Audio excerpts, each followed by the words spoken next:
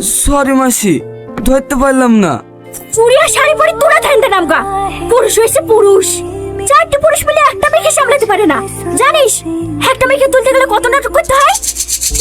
ওই শেঠের কাছ থেকে 15 লক্ষ টাকা অ্যাডভান্স লিয়েছি। এখন আমি শেঠকে কি জবাব দেবো? কি করবো বলেন, কেমন সময় অ্যাক্সিডেন্ট হয়ে গেল, নাহলে তোকে তুলেই নিয়ে আসতাম। ভালো করে খোঁজ নে, মেয়েটা এখন কোথায় আছে? ঠিক আছে মাসি। খালার কোনো নাম্বার নাই তোমার কাছে? না, সব ব্যাগেই ছিল। এই এত বড় শহরে তোমার খালাকে এখন কোথায় খুঁজবো বলো? তোমাকে গাড়ি ভাড়া দিছি, সব থেকে ভালো হবে তুমি বাড়ি চলে যাও। আমি বাড়ি যাবো না। আমি বাড়ি গেলে বিক্রি হবে যেতে হবে না। আরে আরে কেঁদো না। পিঙ্কি কে?